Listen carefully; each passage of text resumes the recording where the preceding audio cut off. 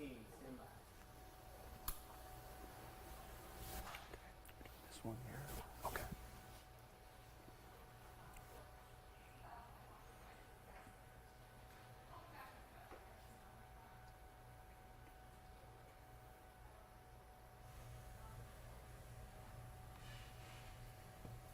Good afternoon. Thank you for joining us for this 13 Plus News update. I'm Mary Coleman. First things first, want to bring in meteorologist Corey Coates with a look at your weather.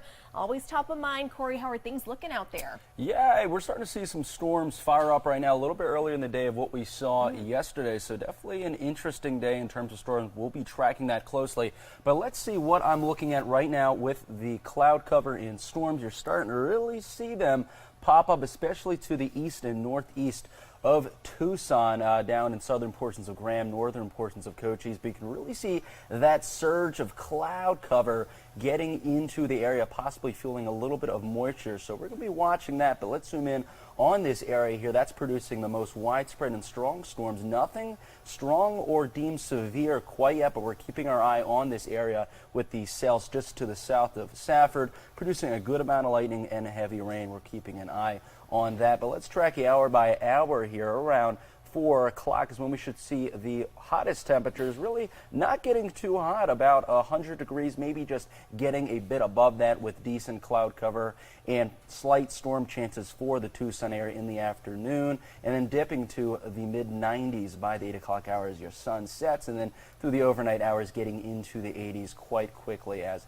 cloud cover still remains quite prevalent in the area. Let's take a look at dew points. Again, that's a measure of moisture, and we like to look at this to determine where the storms will be. The more the moisture is, the better fuel and atmosphere and most conducive area for storms. You can see a little bit of a local minimum here of dew points in and around Tucson that may inhibit storm development early in the afternoon, but to both directions, especially to our east, is where we're seeing most of the storms because we just got a little bit more moisture in that area with those dew points closer to 60 degrees. So I'd say that's the area to watch for the most, which would be in Cochise County and Graham and Greenlee counties. But let's track your moisture out in a little bit more detail in the future. Right now, you can see a little bit dry in our area, but we can really see, look how the darker greens come into the area. That means more moisture by the overnight hours and early morning hours tomorrow. And yeah, through Saturday as well, a lot more green, meaning more moist air, which means that we could have more widespread showers and storms for not just Friday, but Saturday as well. And let's take a look at that and how that reflects on our future radar. Okay, you can see probably the most widespread we'll see these storms and showers today will be around the 4 o'clock hour, again, mostly to the east of Tucson, so mostly including counties like Cochise, Greenlee, and Graham for today, getting in most of the action. And then by around dinner time, a little past your rush hour and dinner time, mostly clearing up. You can see a little bit of showers moving a little bit towards the west, creeping towards the Tucson metro. And watch this through the overnight hours and early morning hours for tomorrow. This model is picking up a strengthening around the Tucson area, a little bit more westward, let's say running about parallel to I-19, I-10.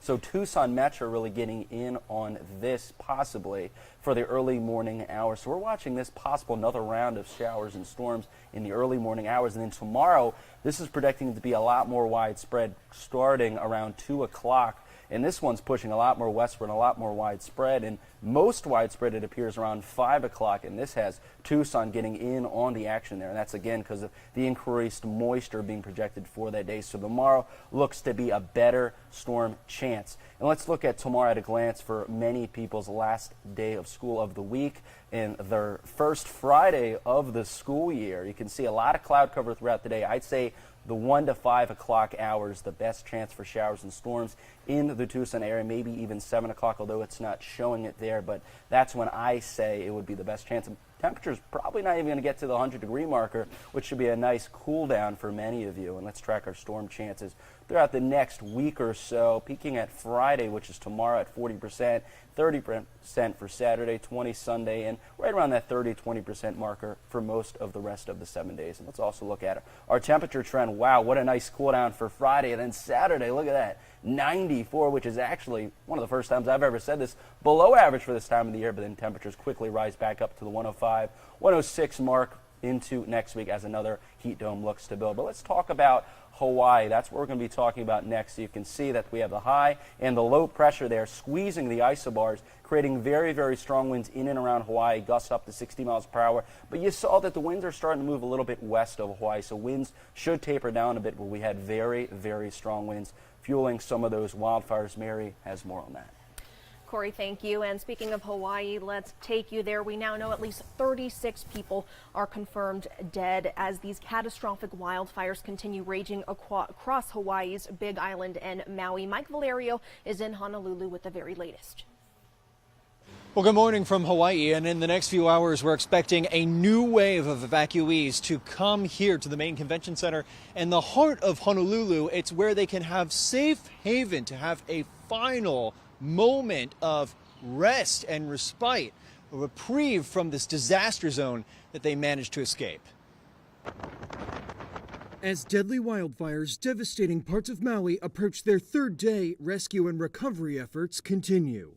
The primary focus is to save lives and then to prevent human suffering and to mitigate great property loss. Hurricane Dora, passing more than 800 miles to the south, helped to fan strong winds over the islands, causing the fire to spread quickly and forcing families to make harrowing escapes. The smoke was filling our house and we had no choice but to evacuate. We had no time to grab anything.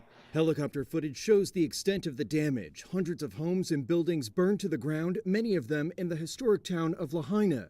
These wildfires now are so much more intense, so much bigger, move so much quicker.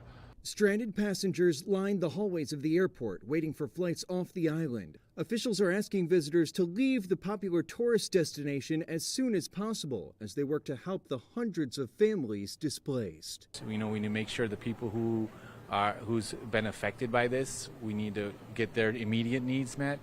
In the future, we rebuild. Lahaina's strong. It's not just an expression. So we start rebuilding.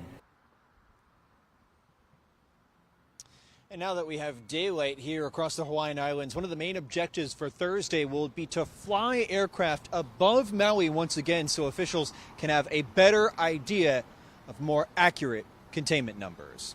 That's the latest reporting here in Hawaii. I'm Mike Valerio. Back to you. And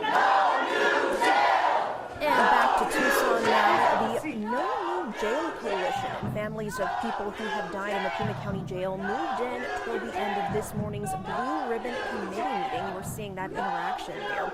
This commission started work earlier this year to look at capacity and staffing issues at the jail here in Pima County. And they're also looking into a proposal to build a new jail, something the coalition is against. We are told the commission did finish its business despite this disruption that you saw there a second ago. Tucson police tell us no protesters were arrested in this incident.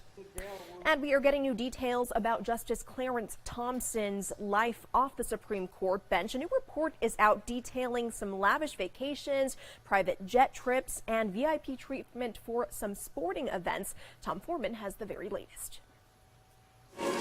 The most complete accounting yet of the high life of Supreme Court Justice Clarence Thomas shows much, much more than previously known. More private jets, more fancy vacations, more sporting events, all gifts from mega-rich businessmen and documented through public and private records, plus interviews by ProPublica. Justice Thomas has been living a life of extreme luxury for 30 years, underwritten by at least 4 different ultra-wealthy benefactors.